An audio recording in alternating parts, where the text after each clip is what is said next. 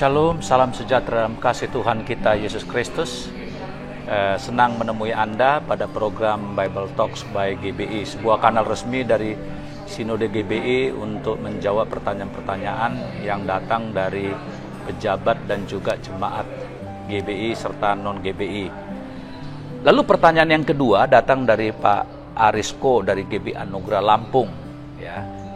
Beliau menanyakan ketika Yesus berteriak Eli Eli lama sabachthani, apakah Yesus memiliki jiwa, gitu ya?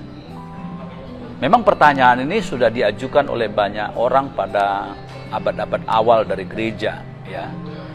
Pada saat itu banyak mencari tahu tentang pengertian yang akurat dari inkarnasi.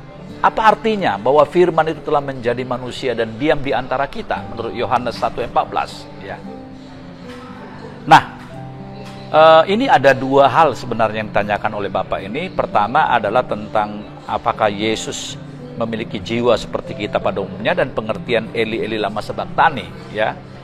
Maka saya boleh mengatakan bahwa tentu ucapan Yesus Eli Eli sabachthani itu adalah merujuk penggenapan dari teriakan Mesias yang menderita seperti yang di dalam Mazmur pasal 22. Tentu kalau kita melihat di dalam perjanjian lama ada begitu banyak nubuatan-nubuatan tentang Mesias itu sendiri, bukan hanya kelahirannya tetapi juga pelayanannya serta juga kematiannya dan kebangkitannya. Nah, sebagaimana kita ketahui dalam narasi Injil bahwa seringkali Yesus mengatakan pengajarannya dan tindakannya itu dengan kutipan yang dia berkata, supaya genaplah yang difirmankan para nabi. Jadi Yesus itu memang melakukan kehendak Bapa itu dalam kerangka bagaimana dia menggenapi semua tahapan-tahapan kemesiasannya, baik ucapan maupun tindakannya, melalui apa yang sudah digariskan oleh Alkitab Perjanjian Lama. Jadi ketika dia berteriak, ya, itu adalah suatu gambaran dari keterpisahan, ya, Yesus dengan Bapanya, karena apa yang dikatakan oleh Paulus bahwa kutuk dosa ditanggung oleh Yesus dan terkutuklah orang yang bergantung di atas kayu salib, dan konsekuensi dari Kristus menanggung semua dosa kita adalah terpisah dari Bapanya. Dan ketika dalam kurun waktu tertentu dia terpisah dari Bapanya, ada satu agoni, ada satu jeritan penderitaan yang luar biasa. Dan itu adalah gambaran dari orang yang terpisah dari Allah. Nah, itu adalah suatu penggenapan dari hamba yang menderita. Tetapi ketika pertanyaan kedua bertanya, apakah dengan demikian Yesus itu sepenuh-penuhnya memiliki roh seperti kita? Ya.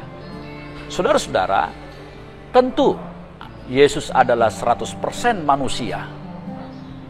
Jadi bukan pura-puranya Yesus itu mengenakan kemanusiaan itu, tetapi sungguh-sungguh 100%. Yang berbeda adalah bahwa dia tidak dilahirkan dari keinginan pria dan wanita dan dia tidak berdosa.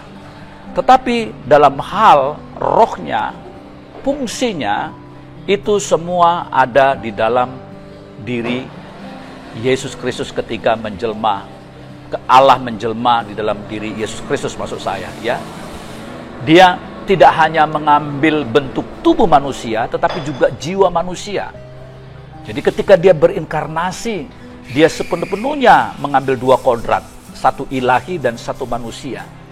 Dan kodrat manusia itu tentu terdiri dari tubuh dan jiwa. Maka penting bagi gereja untuk mengatakan bahwa sepenuhnya Yesus memiliki jiwa seperti manusia 100%. Jika tidak, maka nanti kita tidak akan pernah bisa menghargai tentang agoni atau penderitaan Kristus, ketakutannya di Taman Getsemani. Kita tidak bisa mengatakan itu kan pura-puranya saja karena dia tidak sepenuhnya mempunyai jiwa dan kehidupan manusia sepenuhnya. Tidak demikian, dia benar-benar sungguh-sungguh mengembrace, merangkul sepenuh-penuhnya menjadi manusia itu. Sehingga Ibrani mengatakan dia layak menjadi teladan bagi kita. Kenapa? Karena kalau dia tidak sepenuh-penuhnya manusia dan benar-benar menghadapi penderitaan itu dan ketakutan karena salib itu, maka dia tidak akan menjadi bisa teladan bagi kita. Karena dengan demikian dia memperagakan ketaatannya sampai mati di atas kayu salib, yang memungkinkan kita juga bisa mengadopsi ketaatan yang sama kepada Bapa. Jadi saudara-saudara yang dikasihi Tuhan Yesus Kristus, di dalam konteks kehadiran Kristus di dalam dunia ini, yang dimana Allah telah berinkarnasi sepenuh-penuhnya di dalam diri Yesus Kristus, itu menjadi doktrin yang sangat penting sekali untuk kita menghargai tentang kepenuhan kemanusiaan Kristus, seperti yang dikatakan oleh Filipi pasal yang kedua. Ya, dia mengambil rupa menjadi seorang hamba dan taat sampai mati di atas kayu salib. Demikian apa yang bisa saya jawab dari penanya minggu ini. Kiranya Tuhan berkati kita. Shalom.